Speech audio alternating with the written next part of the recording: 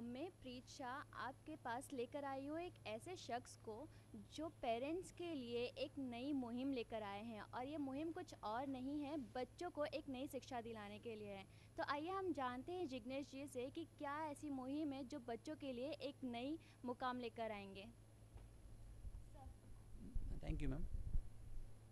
Ideal parenting मेरे जीवन का मकसद एक ही है कि शिक्षा के माध्यम से समाज में परिवर्तन हो। शिक्षा बोले तो जो हमें टेक्स्ट बुक से दी जाती है वो शिक्षा ज़रूरी है, लेकिन वो हमारी लाइफ में परिवर्तन, वो हमें दाल रोटी दे सकती है। हमारी लाइफ में जो बदलाव आना चाहिए वो बदलाव नहीं आ सकता है। और हम इसके माध्यम से पहले पेरेंट्स को टारगेट करते हैं और पेरेंट्स तक पहुंच के उसकी जिम्मेदारी का उसको एहसास करवा के हम बच्चों तक जाना चाहते हैं। बच्चों की लाइफ में एक बहुत बड़ा बदलाव लाना चाहते हैं। यानी कि हमारे देश के प्राइम मिनिस्टर नरेंद्र मोदी जी का जो सपना है, हमारे अब्दुल कलाम जी सपना है कि 2020 तक हमारे देश के 15 से 35 साल की जो युवा वर्ग है उसकी लाइफ में बहुत सारा बदलाव हो। वो कहीं भी जाए, वो लोहे को टच करे तो सोना बन जाना चाहिए, वो पत्थर से पानी पैदा करे, ऐसे युवाओं की हमारे देश के ज़रूरत है। और वैसे युवाओं बनाने के लिए हमने एक यज्ञ शुरू किया है। सर लेकिन ऐसा देखा जाए तो आजकल हर पेरेंट्स चाहते हैं कि उनके बच्चे हमेशा एक नई मुकाम तक पहुँचे।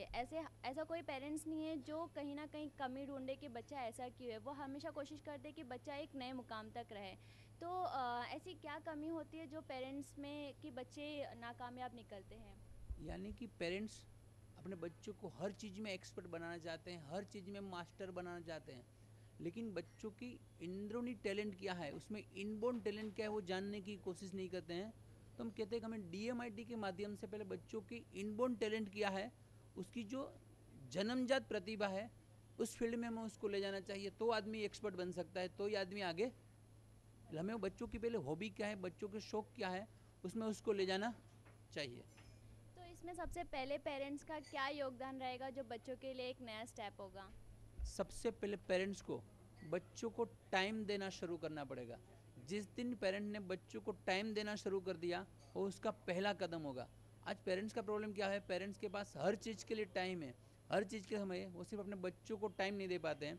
अगर मैं चाहता हूँ कि हर बच्चे अपने पेरेंट को डेली सिर्फ 15 मिनट का भी टाइम देते हैं तो बच्चा, मैं चाहता हूँ कि उसकी लाइफ में इतना बदलाव आएगा, वो जहाँ चाहेगा वहाँ सक्सेसफुल हो सकता है।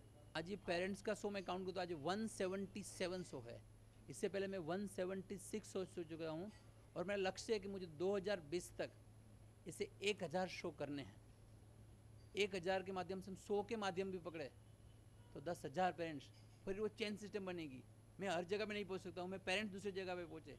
यानी कि ज्योत से ज्योत जलानी है और ये ज्योत से ज्योत जब जलेगी तब बदलाव आएगा। और इसमें कितने पेरेंट्स ऐसे हैं जो आपके शो के बाद एक नया रिस्पांस आया है, नई रिजल्ट निकल कर आई है आपके पास। हमारे पास ऐसे अनगिनत वीडियो है, अनगिनत लेटर आए हैं, अनगिनत लोगों के आंसू हमारे पास रिकॉर्ड किए हुए हमने कि एक प्रोग्राम के बाद उसकी लाइफ में क्या बदलाव आया है, वो आज तक बच्चों से किस तरह से बिहेवियर करते थे, ये प्रोग्राम देखने के बाद उसके बिहेवियर में क्या चेंज हुआ है और उसकी बिहेवियर चेंज होने के बाद उसके बच्चों में क्या बदलाव आया है। ऐसे अनगिनत रिकॉर्ड हमारे पास है। हम जब चाहे तब मीडिया के सामने ले जाते हैं, लोगों को बता सकते हैं कि लोगों में क्या बदलाव आए हैं। तो आज के इस शो में आप जनता से क्या कहना चाहेंगे। आपके पास सब कुछ है, सिर्फ अपने बच्चों को टाइम दो। हर माँ बाप ये चाहता है कि मैं मेरे बच्चों को वो दूं जो मुझे नहीं मिला है। हर माँ बाप ये चाहता है कि मेरे बच्चों को वो दूं जो मुझे नहीं मिला है, लेकिन ये न मिले वो देने के चक्कर में वो बच्चों को वो देना भूल जाते हैं जो उन्हें खुद को मिला हुआ होता है। मैं पेरेंट्स को वही चाहूँगा, हाथ जोड़ के विनती करता हूँ कि अपने बच्चों को समय दो, जो चीज़ में वो मास्टर है उसमें उसको आगे बढ़ने के लिए सपोर्ट दो, कोई चीज़ का उसके ऊपर प्रेशर मत डालो। और किसी भी हालत में, फिर वो स्कूल हो, कोचिंग क्लास हो, घर हो, बच्चों को किसी भी हालत में उसको फिजिकल पनिशमेंट नहीं मिलनी चाहिए। मैं बच्चों को, पेरेंट्स को यही रिक्वेस्ट करना चाहूँगा। तो जैसे कि आपको हमने दिखाया कि जिग्नेश जी का सिर्फ एक ही कहना है कि बच्चों को संभालने के लिए सबसे पहले तो पेरेंट्स को अपने लिए एक समय देना चाहिए जो बच्चों के लिए हो, स्पेशली बच्चों के लिए हो, और उसके बाद उन्हें किसी तरह से फिज़िकली परेशान ना किया जाए। तो शायद बच्चे अपने पेरेंट्स से कुछ कह सकेंगे और अपनी दिली बात कहकर कुछ आगे बढ़ सकेंगे। कैमरामैन अजहर के साथ प्रीत शाह की रिपोर्ट, तहलका 24 न्यूज़, मुंबई।